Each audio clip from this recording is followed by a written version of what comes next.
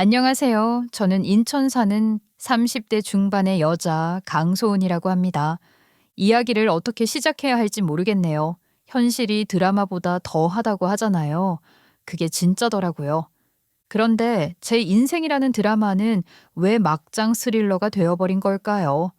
가능하면 시트콤이거나 로맨스 코미디였으면 좋았을 텐데요. 그런데 진짜 인생은 대본도 편집도 없잖아요. 그래서 제가 직접 다시 연출했습니다. 엄마의 복수할극으로요. 그 이야기 지금부터 시작해 볼게요. 저희 엄마는요, 진짜 평생을 검소하게 사신 분이었어요. 그냥 좀 아끼는 정도가 아니라 절약이 몸에 박힌 사람이었죠. 외인고 하니 아버지가 공무원이셨는데 그게 또 뭐 넉넉한 자리가 아니었거든요. 월급은 꼬박꼬박 들어오지만 말 그대로 쥐꼬리인 월급이 들어와 봤자 생활비 쓰고 나면 남는 게 없는 거예요. 그러니 내 식구 먹고 살아야 한다는 생각에 엄마는 아끼고 또 아낄 수밖에 없었던 거죠. 그래서인지 엄마의 절약은 거의 습관이 아니라 인생 그 자체였어요. 이거 아직 실밥도 멀쩡하잖아. 왜 버려? 엄마, 그거 유행 지난 지가 언젠데요. 유행이 밥 먹여주니? 우리 딸처럼 모델이 좋으면 무슨 옷을 입어도 이뻐. 그 말이 지금 생각하면 참 웃겨요. 제가 뭐 특출나게 이쁜 것도 아닌데 고슴도치도 자기 새끼는 이쁘다고 진짜 그렇게 생각하셨는지 아니면 그냥 저 회유하려고 하신 말인지 모르겠지만 근데 그땐 진짜 그 말에 딱히 반박할 수도 없었어요. 엄마 말대로 아직 입을 만하긴 했거든요. 남들이 보기엔 궁상 맞다고 할 수도 있었지만 엄마한테는 그게 자부심이었어요. 남한테 손 안 벌리고 자기 힘으로 살아내는 거. 그게 엄마가 평생 지켜온 철칙이었죠. 여름에는 냉방비, 겨울에는 난방비, 아낄 수 있는 건 다 아끼느라 저도 동생도 여름이고 겨울이고 얼마나 힘들었는지 몰라요. 그러니까 어쩌다 친구들 집에 놀러 가면 아, 여기가 천국이구나 싶더라고요. 그래도 이상하게 그게 싫진 않았어요. 엄마가 그렇게 사는 게 그냥 당연한 거라고 생각하고 컸거든요. 그래도요, 이상하게 불행하다고는 안 느껴졌어요. 뭐 어쩌겠어요. 엄마 아빠가 벌어오시는 돈인데 그렇게 잘하니까 저랑 남동생도 자연스레 아끼는 게 습관이 됐거든요. 친구들이 학원 두세 개씩 다닐 때 저희는 집에서 문제집 풀었죠. 외식은 명절이나 생일 같은 특별한 날에만 했어요. 그래도 가끔은 그냥 먹고 싶다는 생각이 들긴 했지만 괜찮았어요. 그렇게 말만 하고 방치하는 게 아니라 엄마가 손수 도시락 싸주시고 공부할 땐 옆에서 끝까지 앉아 계셨거든요. 이불 속에 핫팩을 넣어주시던 손길 같은 게 저희에겐 훨씬 소중했어요. 엄마는 짠순이긴 해도 사랑을 주시는 마음만큼은 정말 넉넉했거든요. 그런데 제가 20살 되던 해 아버지가 지병으로 돌아가셨어요. 당뇨 합병증이었죠. 그날 이후 엄마는 더 독해졌어요. 전보다 더 아끼고 더 모으셨죠. 혼자 남겨진 노후가 두려우셨던 것 같아요. 그나마 제가 성인이 돼서 제 앞가림은 할 나이가 됐으니 망정이지. 아빠 앞으로 나오는 유족 연금이란 게 많지도 않았거든요. 그래도 엄마는 그 돈으로 살림을 꾸리면서 부업도 하셨어요. 시내에 있는 음식점에서 아르바이트도 하시고 가끔은 공장에서 손바느질 일도 하셨죠. 그렇게 번 돈을 하나도 안 쓰고 모으셨어요. 동네 사람들은 그런 엄마를 보고 참 알뜰하다고 했어요. 근데 그 말 안에 참 안 됐다는 뉘앙스도 섞여 있었던 것 같아요. 아직 창창한 나이에 남편 잃은 여자가 그래 보일 만도 하죠. 제가 보기에도 엄마가 참 위태위태했거든요. 그런데 그런 엄마에게 어느 날 변화가 생겼어요. 요즘에 교회 좀 나가볼까 해. 교회? 갑자기 무슨 바람이 드셨대? 아니, 그냥 옆집 아주머니가 같이 가자 해서 한번 가봤는데 거기 가보니까 마음이 좀 편해지더라. 집에만 있으면 자꾸 생각이 많아져서 안 되겠어. 저는 처음엔 진짜 엥? 싶었거든요. 평생 검소하고 현실적인 엄마가 신앙이라니. 하지만 엄마가 약간 들뜬 목소리인 거예요. 그 후로 엄마는 정말 교회를 꾸준히 다니셨어요. 아침마다 깨끗한 블라우스를 꺼내 입고 손에 작은 성경책을 꼭 쥐고 나가셨죠. 예배가 끝난 날엔 늦게까지 봉사하고 돌아오셨는데 표정이 달라져 있었어요. 집안에 들어설 때부터 이미 얼굴에 생기가 돌았어요. 오늘은 반찬 나눔도 도왔는데 다들 참 따뜻하더라. 한 할머니가 김치 담가왔는데 그게 그렇게 맛이더라니까. 아, 그래? 근데 요즘 엄마 표정이 진짜 좋아졌다. 엄마가 좋아하니까 나도 너무 기분 좋네. 그래, 나도 그걸 느껴. 사람 만나니까 좋더라. 예배 보고 얘기하다 보면 하루가 금방 가. 마음이 좀 편안해졌어. 저는 그 대화를 들으며 속으로 다행이다 싶었어요. 아버지 돌아가신 뒤 처음으로 엄마 입에서 편안하다는 말을 들었거든요. 교회에 가면 엄마는 유독 빛이 났어요. 집에서는 자주 한숨 쉬던 분이 거기서는 사람들 사이에서 먼저 웃음을 지으셨죠. 봉사 일정이 있으면 새벽부터 도시락을 싸서 나가고 돌아올 땐 손끝이 빨갛게 터 있었어요.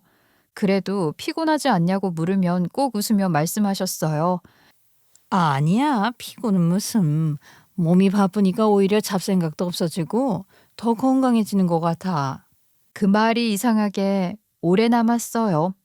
그래서 저도 엄마가 교회 다니는 거 응원하고 가끔 교회도 같이 따라가 봤어요. 그러던 어느 날이었어요. 저녁을 먹고 있는데 엄마가 수저를 내려놓더니 잠깐 머뭇거리더라고요. 뭔가 고민이 있는 얼굴이었죠. 예, 소은아. 우리 교회에 참 괜찮은 형제님이 있는데 말이야.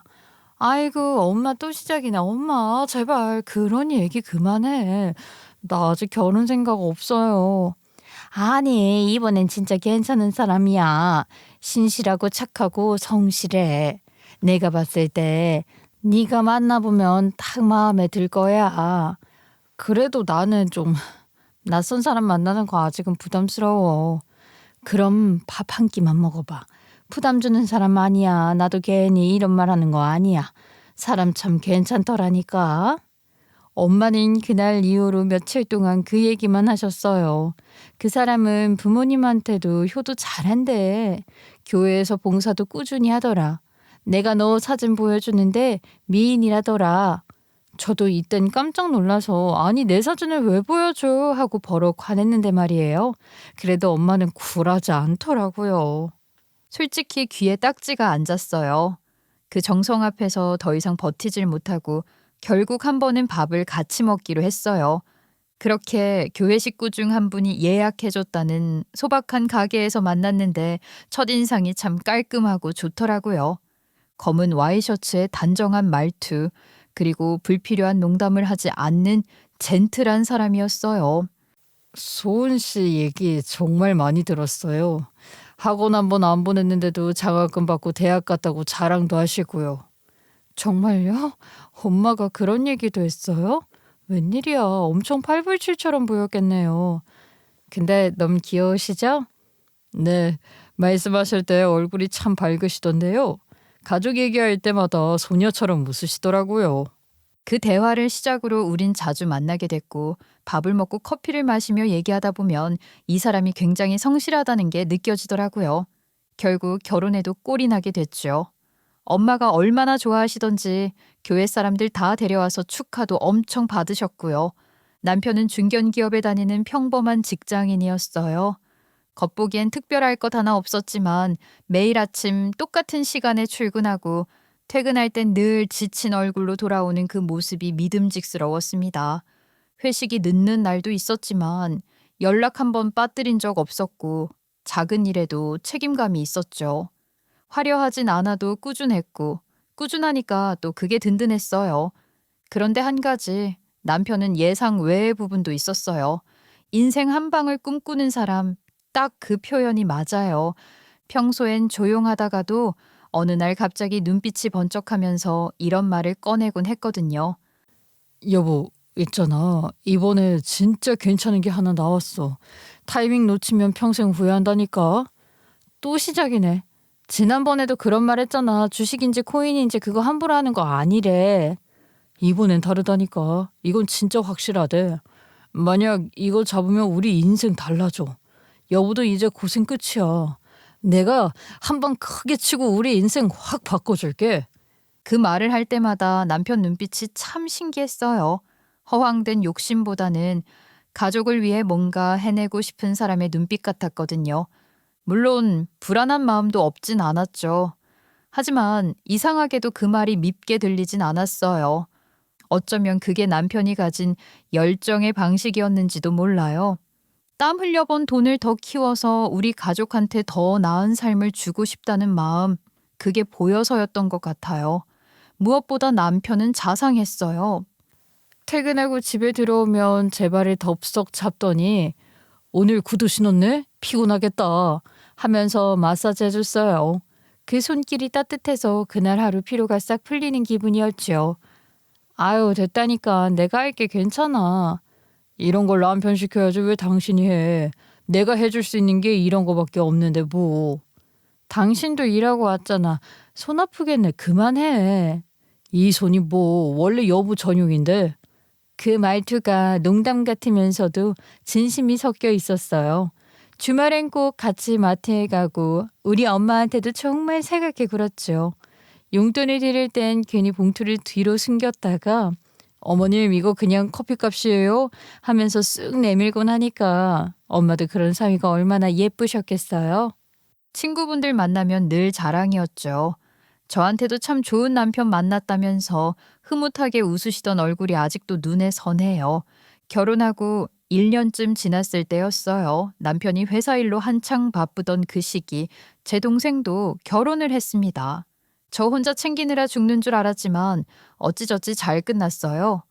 엄마는 결혼식장 한켠에서 눈물 콧물 다 쏟으면서도 얼마나 기뻐하셨는지 몰라요. 이제 자식 둘 다 시집장가 다 갔으니 됐다고 하시더라고요. 그 말을 듣는데 저도 짠하면서도 뒷맛이 쓸쓸했어요. 평생 가족만 챙기던 분이었잖아요. 그날 이후 엄마는 확실히 어깨가 가벼워지신 것 같더라고요. 이제 나도 좀 쉬면서 살련다. 평생 아껴 모은 돈이 얼추 3억 원 되는 것 같아. 이제는 좀 놀고 먹어도 되지 않겠냐? 저는 그 말을 듣고 입이 다물어지지 않았어요. 3억이요. 그 박한 살림에 어떻게 그 돈을 모았을까 싶더라고요. 평생 할인 스티커만 찾고 여름엔 부채로 버티시던 분이잖아요. 저도 모르게 웃음이 나왔어요. 진짜 대단하다는 생각뿐이었죠. 그런데 몇 달 뒤였어요. 퇴근길에 버스 정류장에서 전화를 받았는데 엄마 목소리가 평소랑 달랐어요. 떨리는 음성이었죠. 저기 소은아, 오늘 집에 좀 올 수 있냐? 저는 바로 뭔가 이상하다는 걸 느꼈어요. 단 한마디였는데 그 말에 묘하게 불길한 기운이 섞여 있었거든요. 집에 도착했을 때 불은 다 꺼져 있었어요. 거실 한가운데 엄마가 앉아 있었고 그 작은 어깨가 달달 떨리고 있었어요. 엄마, 무슨 일인데 그래요? 어디 아파? 엄마는 대답 대신 손으로 얼굴을 가리셨어요. 그 순간 울음이 터져 나왔죠. 그리고 겨우 입을 떼더니 목이 메인 채로 말했어요. 돈을 다 잃어버렸다. 돈을 잃어버렸다니 무슨 말이야? 지갑이라도 잃어버리셨어요? 강도? 혹시 도둑이라도 들었어요? 아니야. 그런 게 아니고 내가 잘못한 거야. 결국 엄마가 고개를 저으며 흐느끼시더라고요. 저는 얼른 엄마 옆으로 다가가 앉았어요. 엄마가 손을 덮고 있던 작은 상의엔 종이 몇 장이 흩어져 있었는데 무슨 계약서처럼 보였죠. 이게 뭐예요, 엄마? 이거 다 뭐예요? 저한테 설명을 좀 해봐요, 어? 엄마는 잠시 숨을 고르더니 울먹이며 사건을 설명하기 시작했어요. 우리 교회 권사님 알지? 그분이 나한테 좋은 투자처가 있다고 했거든. 원래는 안 하려 했어. 나는 그런 거 알지도 못하고 무섭기도 하고. 엄마가 평소 교회에서 친하게 지내던 권사님이 있었거든요. 저도 아는 분이었어요. 엄마 말을 들어보니 그분이 좋은 투자처가 있다고 부동산 투자를 권했다는 거예요. 근데 엄마는 원래 그런 재테크를 좋아하지 않는 분이셨거든요.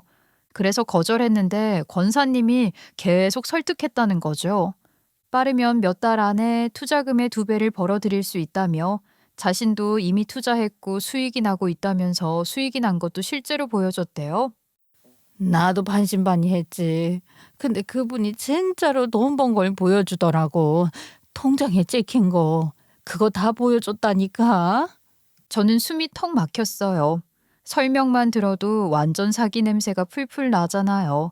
엄마도 그걸 모를 뿐이 아닌데 왜 그걸 당하셨을까 싶으면서도 이게 참 저도 그 권사님이 싶어서 황당했으니까 원래 친했던 저희 엄마는 그걸 더 냉정하게 못 보셨을 것 같은 거예요. 그 사람 교회에서만 10년 넘게 봉사했잖아. 이 사람도 착하고 늘 앞장서서 일하던 분이었어. 그러니까 나도 괜찮겠지 싶었지. 처음엔 1,000만 원만 넣어봤거든. 근데 한 달도 안 돼서 수익금이 들어왔어. 그게 통장에 딱 찍히니까 나도 그만 마음이 흔들린 거야. 그래서 나머지 돈도 다 넣었지. 전부. 저는 그 말을 듣고 말문이 막혔어요. 전 재산을 단숨에? 엄마 3억 전부요? 진짜 전부 다 넣었단 말이에요? 엄마는 눈을 질끈 감으셨어요. 그래도 처음엔 괜찮았어. 한두 달은 수익금이 들어왔거든. 그때는 나도 잘 된다고 좋아했지. 권사님도 자기 말 듣기 잘하지 않았냐면서.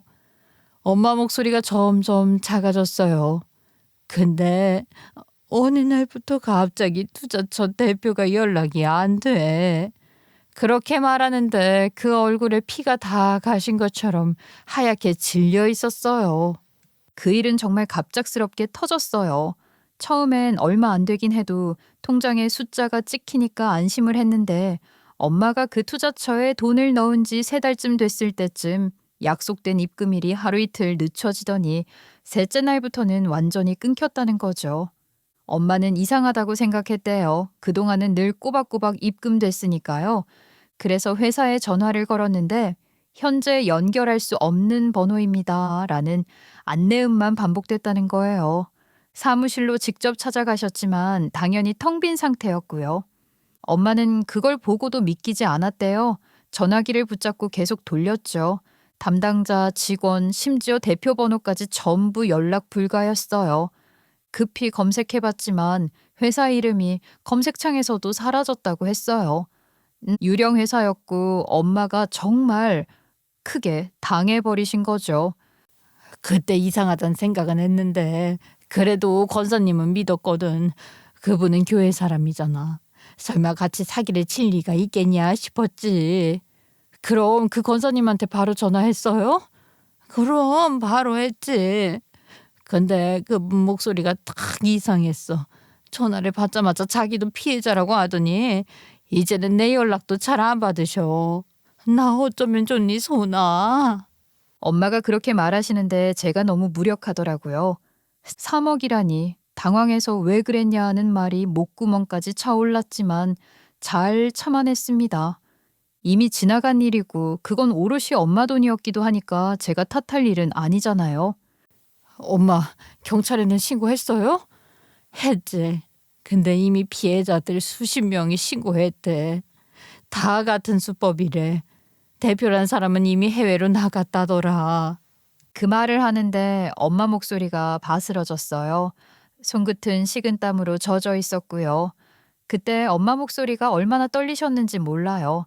제 앞에서 말을 이어가다가 결국 울음을 터뜨리셨어요. 내가 어리석었다. 내가 욕심을 부렸다. 그 말이 계속 입에서 흘러나왔어요. 손을 붙잡아도 떨림이 멈추질 않았죠. 엄마, 욕심이 아니라 그냥 믿은 거잖아요.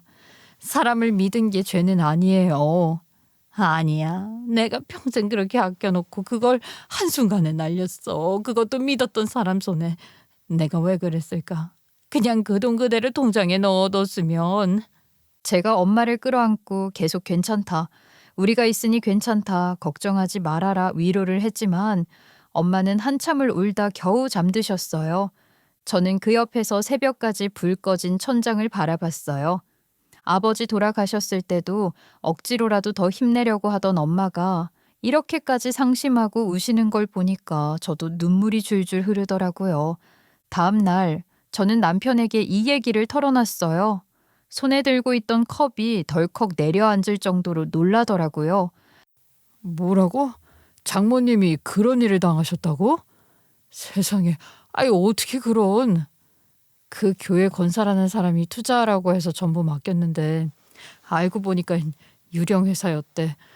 나 너무 속상하고 엄마를 어떻게 위로해야 할지 모르겠어. 남편은 잠시 말을 잃더니 이내 제 어깨를 감싸 안았어요. 괜찮아 여보. 우리가 있잖아. 장모님 잘 모시면 되지. 우리가 조금씩 모아서 도와드리자. 우리가 옆에서 보살펴드리면 장모님도 조금씩 회복하실 거야. 그 말이 그렇게 위로가 될 수가 없었어요. 저는 남편이 이렇게 의젓하고 든든한 사람이라는 게 새삼 너무 감사하더라고요. 원래도 잘하던 남편이었지만 그 후로 더 열심히 하는 게 눈에 보일 정도였어요. 주말마다 찾아뵙고 생활비도 챙겨드리고요. 엄마도 그런 사위를 보며 눈시울을 붉혔죠. 저런 사람 보기 힘들다. 사위복은 있네 우리 딸. 그 말을 듣는 제 마음도 따뜻했어요. 그래 아직 괜찮아. 다시 시작하면 돼. 그렇게 믿었죠. 하지만 엄마는 점점 달라지셨어요. 겉으로는 괜찮다 하면서도 밥도 제대로 못 드시고 가끔 들르면 멍하니 앉아 계시고 텔레비전은 켜져 있는데 시선은 허공에 둔 채로 가슴을 퉁퉁 치면서 내가 왜 그랬을까 라며 자책을 하고 계시더라고요. 그걸 보는 데는 정말 가슴이 찢어진다는 게 이런 거구나 싶더라고요. 동생이랑 번갈아 가며 엄마 옆을 지켰지만 소용없었어요. 엄마는 전업주부셨으니까 노후 준비를 더 철저하게 하신 거였을 거예요. 일정한 수입이 없으니 행여나 저랑 동생한테 짐이 될까봐 몇십 년을 가족들 단속하고 절약하고 어찌 보면 궁핍하게 살면서 악착같이 모은 돈이었던 거거든요. 그 돈이면 평생의 위로가 될 줄 알았을 거예요. 근데 결국 그게 엄마 인생의 마지막 짐이 되어버린 거죠. 아이 내가 그냥 평범하게 살 걸 그랬어. 괜히 아껴서 뭐 했으니까 이럴 줄 알았으면 그 돈으로 여행이라도 한번 갈 걸. 너희 옷이라도 더 사줄 걸. 그런 말 하지 마요. 엄마가 얼마나 열심히 사셨는데요. 잘못한 거 하나도 없어요. 그래도 내 인생이 너무 허무해. 나 그렇게까지 아끼면서 뭐 하려고 그랬을까. 그 말이 그날따라 유난히 오래 남았어요. 엄마는 정말 자신을 탓하고 있었던 거예요. 돈을 잃은 게 아니라 그간의 삶 전체가 틀렸던 건 아닌가 하는 후회에 짓눌리고 있으셨나 봐요. 결국 엄마는 그 후로 교회도 안 가시더라고요. 매주 빠짐없이 가시던 예배에 안 나가신다고 했을 때 저는 그게 얼마나 심각한 일인지 바로 알았어요. 엄마 이번 주 교회 안 가요? 못 가겠어. 사람들이 다 똑같이 보여. 그 안에서 웃던 사람들 얼굴만 떠올라도 속이 울렁거리고 기도하고 봉사하면 뭐해. 나는 버림받은 거야. 교회 사람을 믿었던 게 바보 같아. 그렇게 엄마는 교회를 버리셨어요. 유일한 낙이었던 그곳마저 잃어버리신 거죠. 그리고 며칠 뒤였어요. 그날은 하필 월요일 아침이었어요. 저는 회사에서 결산 보고서 정리하느라 정신이 없었는데 휴대폰이 진동했어요. 화면엔 동생 이름이 떴죠. 평소에 일하는 시간엔 절대 전화를 안 하는 애라서 순간 가슴이 철렁했어요. 전화를 받자마자 들려온 목소리가 이상했어요. 숨이 막 끊길 듯 떨리고 있었죠. 누나, 엄마가 돌아가셨어. 뭐라고? 순간 세상이 멈춘 것 같았어요. 머릿속이 하얘졌어요. 단어도 문장도 생각이 안 나더라고요. 엄마가 많이 상심하긴 했지만 그래도 우리를 두고 극단적인 선택을 하셨을 거라고는 생각하지 못했거든요. 아니나 다를까 엄마는 극심한 스트레스와 수면 부족으로 주무시던 중에 심장마비로 돌아가셨다고 하더라고요. 새벽에 그렇게 혼자요. 그나마 동생이 모처럼 휴가를 받아 아침 일찍 엄마 집에 갔는데 엄마가 침대에 자는 듯 누워 계셨대요. 아무리 불러도 대답이 없어서 가까이 가봤더니 이미 차갑게 식어 있었다고 했죠. 급히 119를 불러 병원으로 옮겼지만 이미 늦은 상태였고요. 손끝이 마비된 것처럼 저릿했고 숨이 가빠졌어요. 머리가 아닌 몸이 먼저 움직였어요. 어떻게 병원에 도착했는지 기억도 안 나요. 영안실 하얀 천알에서 엄마는 마치 자는 것 같았어요. 얼굴은 평온했지만 그 평온함이 너무 낯설었어요. 최근에 본 엄마 얼굴은 계속 불안하고 후회에 초췌해진 얼굴이었는데 이번엔 아무 걱정도 없는 얼굴이었거든요. 그게 더 아프더라고요. 잠시 뒤 소식을 들은 남편도 뛰어왔고 그 사람 눈에도 눈물이 고였더라고요. 손이 제 어깨를 꽉 잡고 있었는데 그게 진심으로 느껴졌어요. 그날 그 손의 온도 아직도 잊을 수가 없어요. 장례식은 기계처럼 흘러갔어요. 누가 오고 누가 조문을 하고 누구랑 절을 했는지도 기억이 다 흐릿해요. 단지 기억나는 건 동생과 저는 계속 울었고요. 남편은 장례를 시작하고 한동안은 멍하니 허공만 바라보고 있었다는 거예요. 그래도 정말 이렇게 진심으로 장모님을 위해준다는 게 고마웠고요. 그런 사위가 딸 옆에 있다는 게 엄마 가시는 길 작은 위로가 되길 바랄 뿐이었죠. 엄마의 죽음을 겪고 저는 엄마한테 사기를 친 사람들을 도저히 용서할 수가 없었어요. 얼마나 시간이 걸리든 그 자식들을 꼭 제가 깜빵에 가는 한이 있더라도 복수를 하고 말 거라고 생각하며 경찰서로 향했습니다. 제 엄마가 그 일로 돌아가셨어요. 돈만 잃은 게 아니에요. 목숨을 잃으셨다고요. 그 인간들은 살인자예요. 제발, 제발 그 사람들 잡아주세요. 유족분 심정 충분히 이해합니다. 하지만 이 사건은 굉장히 조직적이에요. 페이퍼 컴퍼니를 여러 개 세워서 돈을 돌리는 구조라 수사가 오래 걸립니다. 그래도 방법이 있잖아요. 누군가 그 사람들 봤을 거예요. 연결고리가 아예 없는 게 말이 안 된다고요. 수사 내용은 지금 자세히 말씀을 드릴 수가 없어요. 이러시면 수사에 더 차질이 생깁니다. 그 말에 주먹이 저절로 쥐어지더라고요. 하지만 저는 포기하지 않고 그날 이후로 하루도 빠짐없이 경찰에 전화를 했어요. 진전이 있나요? 잡았나요? 언제쯤 결과가 나와요? 하지만 돌아오는 건 늘 똑같은 최선을 다하고 있다는 대답뿐이었어요. 수사 중입니다. 최선을 다하고 있습니다. 엄마가 떠난 지 꼭 한 달쯤 됐을 때였어요. 시간이 흐르면 좀 나아질 줄 알았는데 아니더라고요. 그날도 평소처럼 멍하게 모니터만 바라보던 오후였어요. 갑자기 휴대전화가 진동하더라고요. 경찰서에서 전화가 온 거예요. 강소은 씨 맞으시죠? 오늘 유치장에서 용의자 신원 확인이 가능합니다. 잡으셨다는 거예요? 그 사기꾼들요? 네, 주모자 중 일부를 체포했습니다. 직접 확인해 주시면 됩니다. 그 말을 듣는데 심장이 쿵쾅거렸어요. 드디어 잡았다는 거예요. 그 말만으로도 손끝이 떨리더라고요. 전화를 끊자마자 바로 조퇴계를 냈어요. 상사도 놀라서 무슨 일 있냐고 물었지만 대답할 여유도 없이 뛰쳐나왔어요. 택시를 타고 경찰서로 가는 내내 손바닥이 땀으로 젖었죠. 이제 엄마의 원한을 조금은 풀 수 있겠구나. 그 생각 하나로 심장이 터질 듯 뛰었어요. 경찰서에 도착하자 형사님이 직접 나왔어요. 그런데 형사님 표정이 되게 미묘하더라고요. 후련함도 당당함도 아닌 뭔가 설명하기 힘든 복잡한 얼굴이었지요. 난처한 느낌이었달까? 힘드시겠지만 확인 좀 부탁드리겠습니다. 저는 무슨 뜻인가 생각하며 고개를 끄덕였어요. 그때까진 아무 의심도 안 했어요. 복도를 따라 걸으면서 그 살인자 자식을 만나면 무슨 욕부터 해줘야 하는지 머리가 팽팽 돌더라고요. 이제 끝났어. 저 인간들 꼭 잡혔어. 엄마가 하늘에서 보고 계시겠지? 생각하며 문 앞에 서니까 심장이 귓가에 붙은 것처럼 뛰었어요. 형사가 조용히 문을 열었고 저는 유리창 앞으로 걸어갔어요. 거기 유리창 너머로 수갑을 찬 한 남자가 고개를 숙이고 앉아 있었어요. 헝클어진 머리, 잿빛 얼굴, 구겨진 셔츠. 처음엔 그냥 낯선 얼굴이라 생각했어요. 근데 그 얼굴, 그 표정, 이 사람, 유치장 속에 앉아 있는 건 제 남편이었어요. 아무 소리도 안 났어요. 귀에서 웅궁거리는 소리만 들렸어요. 머릿속은 완전히 새하얘졌고 손이 덜덜 떨렸죠. 저 사람 제 남편이에요. 무슨 일이에요? 형사님, 장난하시는 거 아니죠? 형사는 난처한 얼굴로 고개를 숙였어요.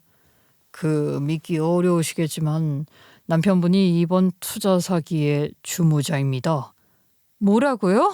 말이 안 되잖아요. 저희 엄마가 사기를 당했다고요. 남편분이 교회 권사와 함께 범행을 계획하고 주도했습니다. 어머님의 노후 자금이 투자금 중 상당 부분이었고요. 말이 안 나왔어요. 그럴 리가 없잖아요. 남편이? 우리 남편이? 엄마를 그렇게 아끼던 사람이? 장례식 내내 혼이 빠진 것처럼 멍하니 있으면서도 내 곁을 지켜주던 사람이 믿을 수가 없었어요. 아니, 믿고 싶지가 않았죠. 야, 너 미쳤어? 이게 뭐야? 대체 뭐냐고? 그 사람은 고개를 숙인 채 아무 말이 없었어요. 입 좀 열어. 한마디라도 해봐. 당신 우리 엄마 장례식에서 울었잖아. 그 눈물 다 거짓이었어? 네가 왜 우리 엄마한테 사기를 치는데? 남편은 고개를 들지도 않았어요. 입술이 조금 떨리더니 조용히 한마디 내뱉었어요. 미안해. 미안하다고? 그걸 지금 말이라고 해. 이 살인자 새끼야. 너 때문에 우리 엄마가 돌아가셨다고. 네가 죽어. 너 죽고 우리 엄마 다시 데려와. 남편은 아니 그 사기꾼 새끼는 끝까지 그저 고개를 숙이고 땅만 바라보고 있었어요. 차라리 무슨 말이라도 하지. 저는 인간의 탈을 쓰고 우리 엄마 장례식에서 사위 노릇을 했던 저 자식의 모습이 떠올라 미칠 것 같더라고요. 알고 보니 엄마의 노후 자금이 3억이나 되는 걸 알고 있던 남편이 평소 엄마와 친하게 지냈던 교회 권사에게 접근해 함께 공모했다고 하더라고요. 저 새끼 때문에 엄마가 죽었다는 생각에 속에서 천불이 끓어올랐지만 이대로 더 이성을 잃을 순 없었습니다. 제가 지옥에 가더라도 저 새끼를 가만두면 안 되거든요. 엄마의 원한을 풀고 복수를 하는 건데 하늘에서도 용서를 해줄 거예요. 남편이 사기꾼으로 특정되고 나서부터는 모든 게 너무 빠르게 풀렸어요. 그동안 막혀있던 퍼즐 조각들이 한꺼번에 딸깍 맞춰지는 소리가 들릴 정도였죠. 경찰은 남편이 결혼 전부터 이미 투자 사기를 계획하고 있었다고 했어요. 그 말을 듣는 순간 등골이 서늘했어요. 결혼 자체가 계획의 일부였다는 뜻이잖아요. 워낙 교회 사람들과 친하게 지냈던 엄마긴 하지만 노후 자금 얘기는 딱 한 사람한테만 했었는데 그게 화근이 되었던 거예요. 그분 입이 좀 어디서나 잘 열리는 타입이었나 봐요. 엄마의 재산에 대한 소문은 교회에 빠르게 퍼졌고 남편의 귀에까지 들어가게 된 거죠. 그때부터 남편은 권사님에게 접근했고 함께 사기 계획을 짰다는 거였어요. 알고 보니 그 권사는 교회 안에서도 속이 까맣게 썩어 있던 인물이었대요. 그런데 겉으로는 늘 단정해서 당한 사람이 아니면 잘 몰랐던 거죠. 예배 시간마다 앞자리에서 손 모으고 봉사활동도 빠짐없이 나가고 입만 열면 아멘 하는 신실한 사람이었어요. 그러니까 권사까지 됐겠죠. 그런데 실상은 교회라는 이름 뒤에 숨어서 사람을 이용하는 데 특화된 인간이었던 거예요. 그 사람은 교회 내 권위를 이용해서 돈을 굴렸어요. 믿음을 빌미로요. 예배 끝나면 커피 한 잔 들고 교회 앞 벤치에 앉아선 꼭 한 명씩 붙잡고는 이렇게 시작했대요. 요즘 생활 어렵지요. 제가 아는 사람 통해 잠깐만 굴리면 이자 2배 나와요. 그 말에 혹한 노인 신도들이 적지 않았다라고 하더라고요. 교회 안에서 은근히 사채놀이 비슷한 걸 하던 인간이었던 거예요. 그런데 그게 다 들킬 뻔한 적도 있었다고 하는데 그때마다 회계 착오였다는 말로 넘어갈 수 있었대요. 경찰 조사하니까 너도 나도 찝찝하지만 누구한테는 말하지 못하던 자잘한 이야기가 다 나온 거죠. 그러니 엄마도 저도 몰랐어요. 그게 다 가면이었다는 걸. 그런 인간에게 우리 엄마가 인생을 털렸다는 게 아직도 믿기지 않아요. 형사 말로는 남편이 그 여자의 그런 내력을 알고 접근했다고 했어요. 남편은 원래 말수가 적은 편이었거든요. 겉으론 과묵하고 성실해 보였지만 사실은 사람 관찰을 즐겼어요. 누가 어떤 말에 약한지, 누가 돈 얘기에 반응하는지를 귀신같이 캐치했죠. 그 눈으로 교회를 들락거리며 엄마 곁에 붙어 있던 그 권사를 본 거예요. 그리고 어느 날 일부러 그 여자가 있는 회식 자리에 따라갔다더군요. 그 자리에서 남편이 그랬대요. 요즘 주식이니 코인이 다 위험하던데 부동산 쪽은 그래도 괜찮죠? 제가 아는 데가 있는데 수익 꽤 괜찮아요. 그 한마디에 권사의 눈빛이 반짝였대요. 그게 시작이었어요. 며칠 뒤 남편이 따로 권사를 만났대요. 사실 장모님이 노후자금으로 투자할 때를 찾고 계신데 믿을 만한 데가 없어서요. 권사님이 그런 거 잘 아시는 것 같던데. 그런 큰 돈이 있다고요? 그럼 나랑 같이 움직이면 돼요. 내가 이런 건 좀 알아요. 그 대화로 끝났을 수도 있었어요. 근데 남편은 치밀했어요. 권사의 성격을 정확히 파악하고 있었던 거죠. 사실 이 권사 이미 전적이 있었대요. 교회 안에서 노인 몇 명 상대로 월 3% 이자 보장이라며 소액 돌려막기를 하다 들킬 뻔했다는 거죠. 그 기록이 남편 눈에 들어간 건 남편의 친구가 예전 투자 피해자 중 한 명이었기 때문인데 그 친구가 말한 교회에서 소문 많았던 여자라는 말을 듣고 확신을 가진 거예요. 이 인간은 돈을 이용하는 일에 죄책감이 없다는 걸요. 그때부터는 완전히 계획적으로 움직였던 거예요. 역시 권사님은 다르시네요. 교회에서도 인망 있으시고 권사님이 같이 하신다면 저희 장모님도 안심하실 거예요. 그 말의 권사는 완전히 넘어갔어요. 누군가 자신을 믿을 만한 사람이라 불러주는 그 말 한마디에 홀랑 넘어가서 스스로 믿음직한 투자 파트너가 된 줄 알았던 거죠. 그 후로 둘은 매주 따로 만났대요. 커피숍, 식당, 심지어 교회 근처 주차장에서까지. 그 자리에서 투자 구조를 짰대요. 권사는 사람을 모으고 남편은 껍데기 회사를 세우는 역할이었어요. 권사님, 이번엔 진짜로 위험 없는 구조로 갑시다. 제가 회사 세워서 대표로 나갈게요. 권사님은 투자자만 모아주세요. 그렇게만 해주시면 수익의 30%는 권사님 드릴게요. 그 말에 권사는 잠시 망설이다가 결국 욕심이 이겼대요. 내 이름은 빼고 진행하면 한번 해보죠 뭐. 그렇게 유령 회사가 만들어진 거예요. 남편 이름으로만 등기된 존재하지도 않는 회사. 권사는 그때부터 교회에서 입으로 판 거예요. 자기가 아는 청년이 있는데 진짜 믿을 만하다면서요. 그 청년이 바로 제 남편이었죠. 남편은 뒤에서 자료를 만들어줬고 권사는 행동대장이었던 거죠. 돈에 눈이 먼 권사와 돈을 노린 남편이 서로의 욕망을 이용한 게임에서 엄마는 그 둘 사이에 설계된 덫에 걸려든 가장 비극적인 피해자였던 겁니다. 조사 과정에서 확인된 바로는 피의자가 어머님을 안심시키기 위해 가짜 투자 자료를 만들어 보여주고 실제 뉴스 기사 캡처본까지 조작했더라고요. 가짜 뉴스를요? 조사 과정에서 알게 된 사실인데 저도 모르는 사이에 남편은 엄마를 안심시키기 위해 장모 사위 관계를 적극 활용했다고 하네요. 엄마가 투자를 망설이자 가짜 뉴스들을 뿌리고 본인 지인의 투자 사례를 지어내 엄마에게 전하기도 했대요. 정말 악질의 철저한 사기꾼이었던 거예요. 조사 과정에서 다시 마주한 남편이 저한테 뭐라고 한 줄 아세요? 장모님이 그렇게 돌아가실 줄은 몰랐어. 난 그냥 돈을 빨리 불려서 다시 돌려드릴 생각이었어. 저는 웃음이 터졌어요. 웃음이라기보단 허탈에 가까운 한숨 같은 거였죠.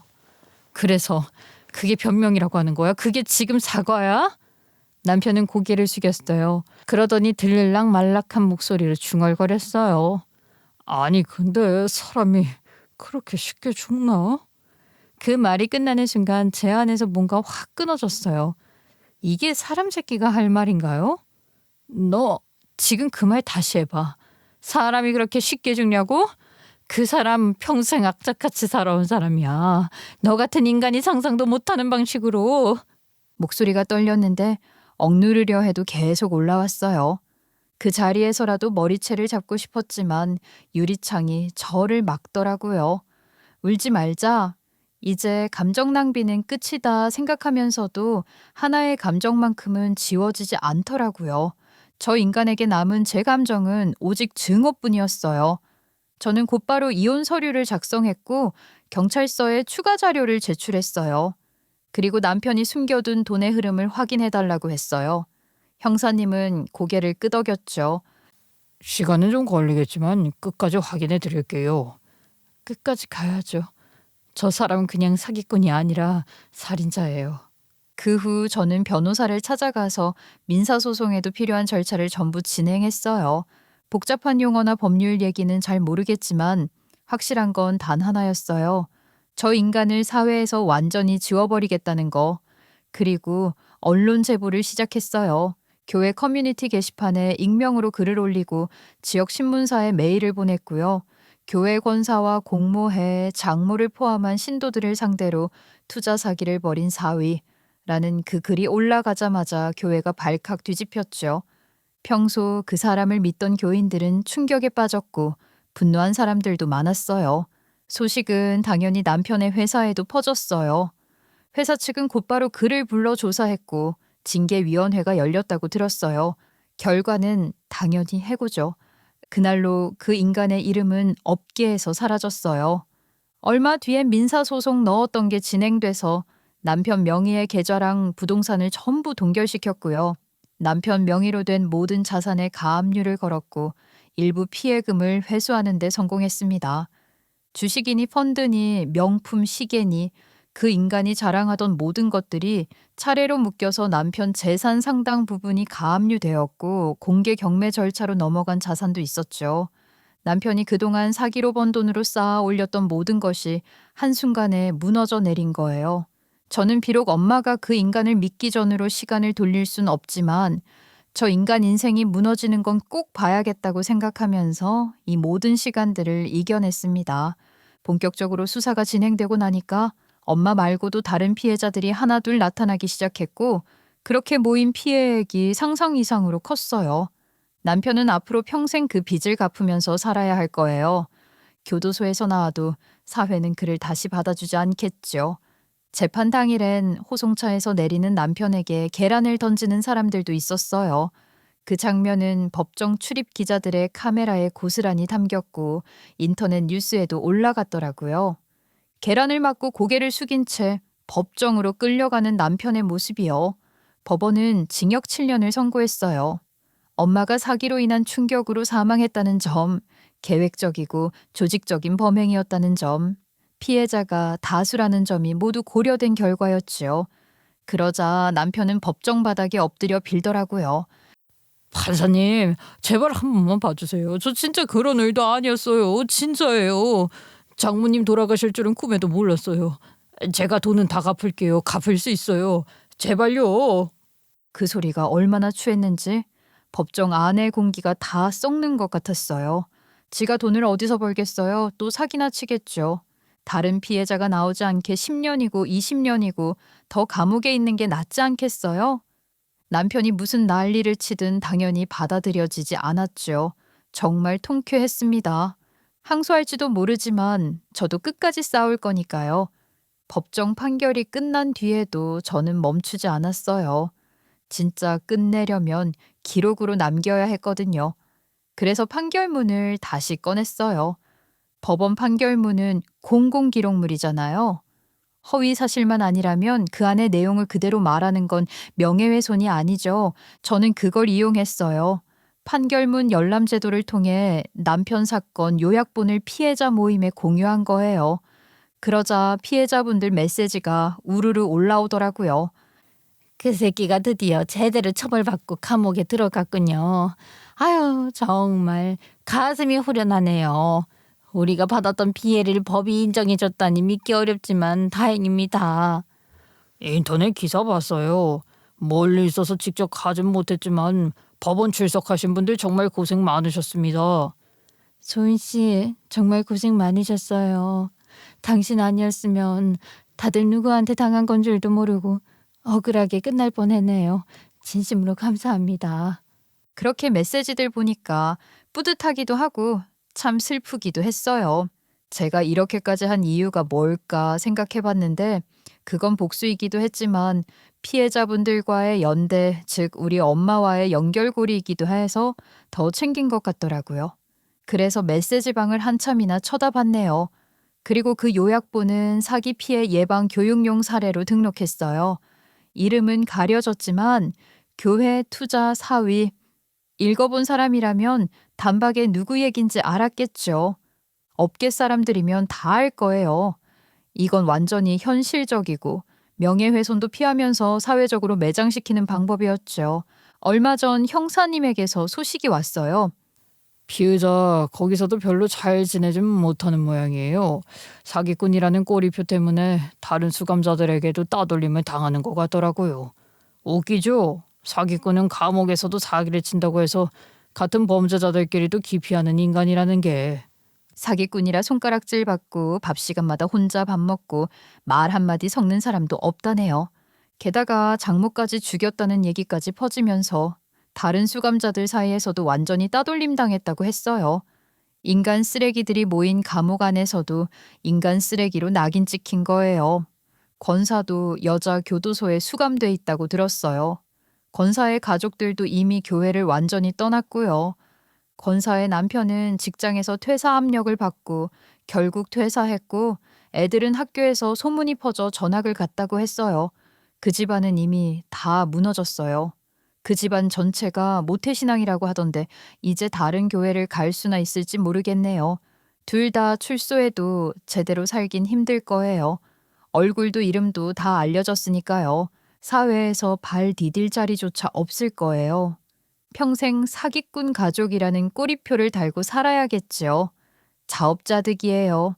전 시부모님도 나름 지역에서 이름 있는 분들이었어요. 전 시아버지는 은행 지점장이었거든요.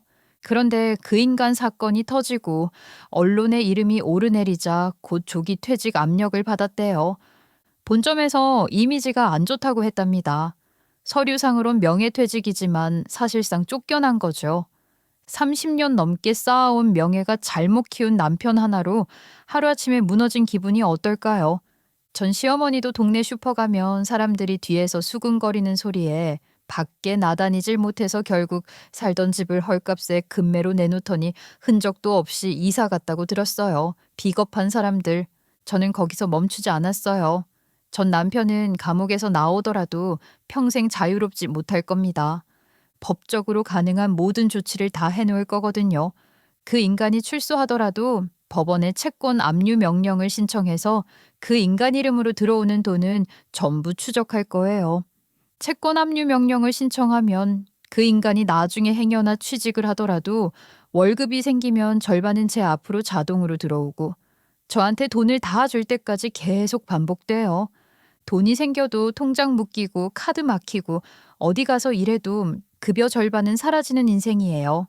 이게 법적으로 완전히 합법이에요. 정확히 말하면 살아도 산 게 아니죠. 저는 그걸로 씨를 말릴 거예요. 그게 엄마를 위해 할 수 있는 마지막 복수니까요. 근데 참 신기하죠? 그렇게 철저하게 되갚아줬는데도 마음은 공허했어요. 승리의 기분이 아니라 뭔가 다 끝나버린 자리에서 남겨진 사람처럼 멍했어요. 그래서 저는 상담을 받기 시작했어요. 그건 복수 이후에야 찾아온 일종의 후유증 같았어요. 처음 상담센터에 들어가던 날, 그 조용한 공간이 오히려 더 낯설었어요. 저도 피해자인데 왜 이런 데까지 오는 수고를 들여야 하는 걸까요? 그동안은 분노와 절망이 저를 굴렸는데 이제 그게 사라지니까 갑자기 제 안이 비어버린 느낌이었거든요. 복수는 목적이 아니라 과정이에요. 그게 끝나면 이렇게 길을 잃기도 하는 거죠. 환자분이 나약해서 그런 게 아니랍니다. 그럼 그 다음은요? 이제 뭐 해야 하는 거예요? 이제 살아야죠. 누군가를 향한 싸움이 아니라 자기 자신을 위해서요. 그게 쉬울까요? 저는 지금 제 인생이 낯설어요. 너무 오래 분노에 묶여 있었거든요. 그래서 치료가 필요한 거예요. 여태까지는 돌아가신 어머니랑 피해자분들을 위해 움직인 거잖아요. 이제는 환자분 마음도 위로해야 해요. 그 말이 이상하게 오래 남았어요. 그날 상담 끝나고 집에 돌아오는데 거리에 바람이 불었어요. 가을 끝물의 냄새가 나더라고요. 순간 문득 엄마가 좋아하던 섬유유연제 냄새가 스쳐갔어요. 그 순간 진짜로 엄마가 곁에 있는 것 같았어요. 며칠 뒤엔 봉사활동을 시작했어요. 사기 피해자들을 돕는 단체였어요. 딱히 계획한 건 아니었어요. 그냥 어느 날 나도 누굴 좀 도와야겠다 싶더라고요. 그 단체에는 저처럼 가족을 잃은 사람, 전 재산을 날린 사람, 세상과 단절된 채 겨우 살아가는 사람들이 많았어요. 그중 몇몇은 아직도 사기꾼의 이름을 입 밖으로 내지도 못했어요. 저는 그 마음이 너무 이해되더라고요. 그래서 첫날엔 진짜 버거웠어요. 다들 울면서 얘기하는데 그 소리 하나하나가 제 지난 날이었거든요. 저 아직도 밤에 잠을 못 자요.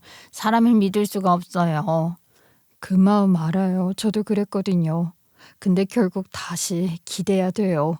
사람한테 상처받았지만 사람한테 치유받을 수도 있어요. 제가 다시 사람을 믿을 수 있을까요? 선생님은 어떻게 극복하셨나요? 저도 아직 이겨내는 중이에요. 그런데 저도 그렇고 우리 둘 다 이렇게 극복해 보려고 용기를 내고 있잖아요. 이렇게 얘기 나누는 게 저한테도 힘이 나는 행위예요. 그날 이후로 저는 피해자분들과 매주 상담을 함께 했어요. 어떤 분은 아들이 사기를 당해서 인생이 무너졌다고 했고, 어떤 분은 남편이 모든 걸 잃고 병을 얻었다고 했어요.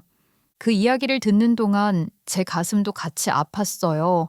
하지만 동시에 조금씩 회복되는 느낌도 들었어요.